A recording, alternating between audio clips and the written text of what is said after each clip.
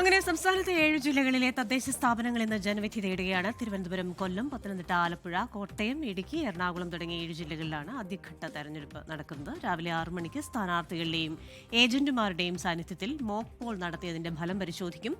രാവിലെ 7 മണിക്ക് വോട്ടെടുപ്പ് തുടങ്ങും. വിവരങ്ങളുമായി വിവിധ പ്രദേശങ്ങളിൽ നിന്ന് നമ്മുടെ പ്രതിനിധികൾ പ്രേക്ഷകർക്കൊപ്പം ചേരുകയാണ്. ഉമേഷ് ബാലകൃഷ്ണൻ തിരുവനന്തപുരത്ത് നിന്ന്, വിഷ്ണു സുരേഷ് കൊച്ചിയിൽ നിന്ന്, ടോബി ജോൺസൺ കോട്ടയത്ത് നിന്ന്, അശ്വിൻ പാലാഴി ആലപ്പുഴയിൽ നിന്നും, രാഹുൽ വിജയൻ ഇടുക്കിയിൽ നിന്നും, ഷിജോ കുര്യൻ പത്തനംതിട്ടയിൽ നിന്നും, ആർ അരുൺരാജ് കൊല്ലത്ത് നിന്നും ചേരും. ആദ്യം നമ്മൾ പോകുന്നത് തലസ്ഥാനത്തേക്കാണ്. അവിടെ തിരുവനന്തപുരത്ത് ഉമേഷ് ബാലകൃഷ്ണനുണ്ട്. Umesh, very good morning. അവിടെ ഉമേഷ് എവിടെയാണ് നിൽക്കുന്നത്? അപ്പോൾ അവിടെ എന്താണ് ഒരുക്കങ്ങളെല്ലാം പൂർത്തിയായോ? 6 മണിക്ക് മോക്ക് പോളിംഗ് ആരംഭിക്കുകയാണല്ലോ. അതിനു മുൻപ് ഈ പറയുന്ന സ്ഥാനാർത്ഥികളൊക്കെ അവിടെ ബൂത്ത് ഏജന്റുമാരും ഒക്കെ അവിടെ എത്തിയിട്ടുണ്ടെന്ന് കരുതുന്നു. Good morning Christina. എന്തായാലും എല്ലാവർക്കും ഇന്ന് ഇലക്ഷൻ ദിന ആശംസകൾ കൂടിയാണ്. എന്തായാലും എല്ലാവരും ഇന്ന് പോളിംഗ് ബൂത്തിലേക്ക് എത്തേണ്ട ദിവസമാണ്.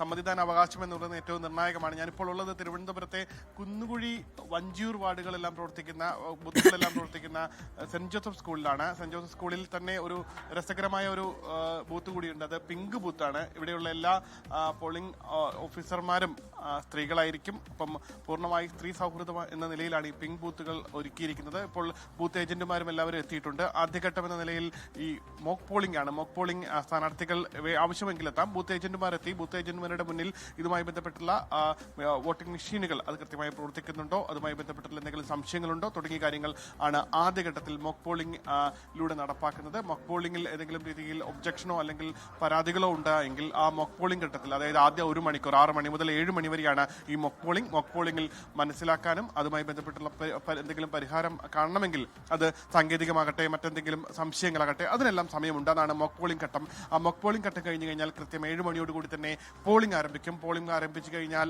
6 മണി വരെയാണ് പോളിംഗ്. 6 മണി വരെ നേരിട്ടെത്തി ബൂത്തുകളിലെത്തി വോട്ട് ചെയ്യാം. ഈ ബൂത്ത് വോട്ടിംഗ് ക്രമീകരണങ്ങളെല്ലാം, എല്ലാ ക്രമീകരണങ്ങളും കഴിഞ്ഞ ദിവസം മുതൽ തന്നെ, അതായത് ഇന്നലെയാണ് ഈ പോളിംഗ് സാമഗ്രികളെല്ലാം പോളിംഗ് ഉദ്യോഗസ്ഥരെല്ലാം സ്വീകരിച്ച് ഈ ബൂത്തുകളെല്ലാം സജ്ജീകരിച്ച് എല്ലാ ക്രമീകരണങ്ങളും പൂർത്തിയാക്കി വോട്ടർമാരെ സ്വീകരിക്കാൻ തയ്യാറാക്കി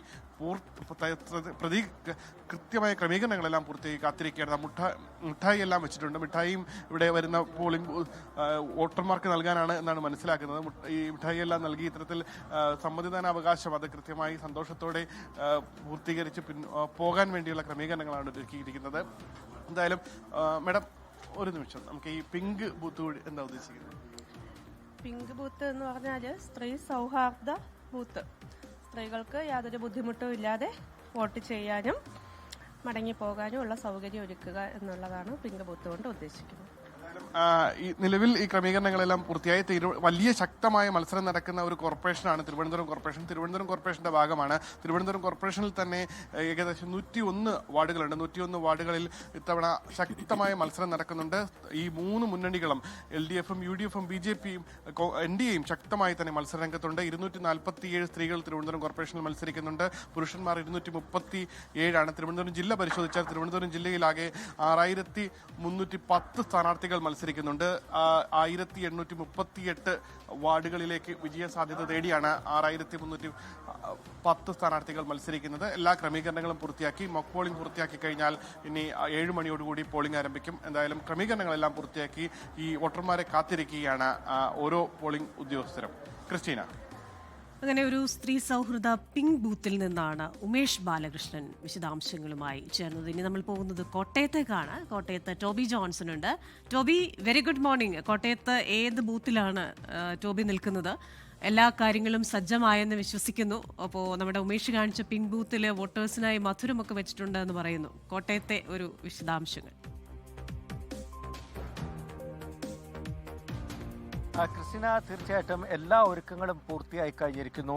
ഞാനിപ്പോൾ നിൽക്കുന്നത് കുറിച്ചിയിലാണ്. കുറിച്ചിയിലെ സെന്റ് മേരീസ് സ്കൂളിലാണ്. ഇവിടെയാണ് കുറിച്ചി പഞ്ചായത്തിലെ 1, 4 വാർഡുകളിലെ ബൂത്തുകളാണ് ഇവിടെയുള്ളത്. 4ാം വാർഡിലെ 2 ബൂത്തുകൾ, ഒപ്പം തന്നെ കുറിച്ചി ഡിവിഷൻ ബ്ലോക്ക് പഞ്ചായത്തുണ്ട്, അതുപോലെ തന്നെ പള്ളം ഡിവിഷനുണ്ട്, ജില്ലാ പഞ്ചായത്ത്. ഈ 3 സ്ഥലങ്ങളിലെ ആളുകളാണ് ഇവിടേക്ക് എത്തുന്നത്. എന്തായാലും വോട്ടർമാരെ സ്വീകരിക്കാനുള്ള, കൂടുതൽ വോട്ടർമാരെ ഇവിടേക്ക് എത്തിക്കാനുള്ള എല്ലാ നടപടികളും പൂർത്തിയായി കഴിഞ്ഞിരിക്കുന്നു.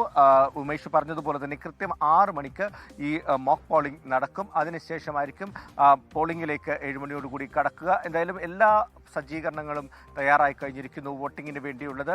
കോട്ടയം ജില്ലയെ സംബന്ധിച്ചിടത്തോളം നമുക്കറിയാവുന്ന പോലെ വാശിയേറിയ പോരാട്ടത്തിലേക്ക് കടന്നിരിക്കുന്ന ഒരു കാഴ്ചയാണ് നമുക്ക് കാണാൻ സാധിച്ചത്. കഴിഞ്ഞ 2 ആഴ്ച നീണ്ടുനിന്ന പ്രചരണം, അതിൽ മുന്നണികൾ നേർക്കുനേർ പോരാടുന്ന ഒരു കാഴ്ച കണ്ടു.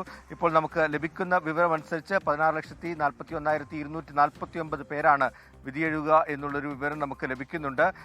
അതോടൊപ്പം തന്നെ ബൂത്തുകളുടെ എണ്ണം നോക്കുകയാണെങ്കിൽ 1925 ബൂത്തുകളാണുള്ളത്. വാർഡുകളുടെയും മറ്റ് എണ്ണങ്ങളും ഒക്കെ പരിശോധിക്കുമ്പോൾ ഏറ്റവും കൂടുതൽ വാർഡുകളുള്ളത് ഒരുപക്ഷെ ഗ്രാമപഞ്ചായത്തുകളിലാണ്. 71 ഗ്രാമപഞ്ചായത്തുകളാണുള്ളത്. അവിടെ 1223 വാർഡുകളാണുള്ളത്. അവിടേക്കെല്ലാം ജനപ്രതിനിധികളുണ്ട്. അതോടൊപ്പം തന്നെയാണ് ബ്ലോക്ക് പഞ്ചായത്ത് 11 എണ്ണമാണുള്ളത്. അവിടെ 157 വാർഡുകളുണ്ട്. അതോടൊപ്പം തന്നെ നഗരസഭകളുടെ കാര്യം നോക്കുകയാണെങ്കിൽ 6 നഗരസഭകളിലായി 223ഓളം വാർഡുകളുമുണ്ട്. അങ്ങനെ വാശിയേറിയ ഒരു പോരാട്ടമാണ്. ഞാൻ നേരത്തെ സൂചിപ്പിച്ചതുപോലെ തന്നെ കേരള കോൺഗ്രസുകളുടെ ഒരു ശക്തി കേന്ദ്രമാണ്. അതുകൊണ്ട് തന്നെ മുന്നണികൾ വാശിയോടുകൂടി തന്നെ പോരാട്ടത്തിലേക്ക് ഇറങ്ങുന്ന ഒരു കാഴ്ചയാണ് കാണാൻ സാധിച്ചത്. അതിൻ്റെ ഒരു പ്രതിഫലനം ഇന്നത്തെ ദിവസവും, അതായത് പോളിംഗ് ബൂത്തിലേക്ക് ആളുകളെ എത്തുന്നതിലും കാണുമെന്നുള്ള കാര്യത്തിൽ യാതൊരു സംശയവുമില്ല. എന്തായാലും കോട്ടയം ജില്ലയിലും എല്ലാ ഒരുക്കങ്ങളും ഏകദേശം പൂർത്തിയായിട്ടുണ്ട്. കഴിഞ്ഞ ദിവസം തന്നെ ഈ വോട്ടിംഗ് യന്ത്രങ്ങളൊക്കെ കൃത്യമായി എത്തിച്ചിരുന്നു. എവിടെയെങ്കിലും തകരാറുകൾ ഉണ്ടാകുകയാണെങ്കിൽ അതിന് അഡീഷണൽ ആയിട്ടുള്ള യൂണിറ്റുകളും എല്ലാം സജ്ജീകരിച്ചിട്ടുണ്ട്. എല്ലാ സന്നാഹങ്ങളും ഒരുക്കിയിട്ടുണ്ട് എന്നാണ് ജില്ലാ ഭരണകൂടവും അറിയിച്ചിട്ടുള്ളത്. എന്തായാലും തയ്യാറെടുപ്പുകളെല്ലാം പൂർത്തിയായി കഴിഞ്ഞിരിക്കുന്നു. മണിക്കൂറുകൾക്കകം തന്നെ ആളുകൾ വോട്ടേഴ്സ് ഇവിടേക്ക് എത്തിത്തുടങ്ങും. അതോടൊപ്പം തന്നെ അതിന് മുന്നോടിയായിട്ട് ഈ രാഷ്ട്രീയ പാർട്ടികളുടെ ഏജന്റുമാരെത്തും. അവർക്ക് പരിശോധനകൾ നടത്തണമെങ്കിൽ വോട്ടിംഗ് യന്ത്രങ്ങൾ പരിശോധിക്കാനുള്ള സജ്ജീകരണങ്ങൾ, മോക്ക് പോളിംഗും ഉടൻ തന്നെ ആരംഭിക്കും. ക്രിസ്റ്റീന, അങ്ങനെ കോട്ടയം ജില്ലയിലും ഒരുക്കങ്ങളൊക്കെ പൂർണ്ണമാണ്. കുറിച്ചിയിലെ ഒരു പോളിംഗ് ബൂത്തിൽ നിന്നാണ് ടോബി ജോൺസൺ പ്രേക്ഷകർക്കൊപ്പം ചേർന്നത്. ഇനി മറ്റു പ്രതിനിധികളും വിവിധ ജില്ലകളിൽ നിന്ന് അല്പസമയത്തിനകം പ്രേക്ഷകർക്കൊപ്പം ചേരും. ലോകത്തെവിടെയായാലും ഏത് സമയത്തും 24 വാർത്തകളും ഓഗ്മെന്റഡ് റിയാലിറ്റി പാക്കേജുകളും എക്സ്പ്ലെയിനറുകളും വിശദമായി കാണാൻ ഞങ്ങളുടെ യൂട്യൂബ് ചാനൽ നിങ്ങൾക്ക് സബ്സ്ക്രൈബ് ചെയ്യാം.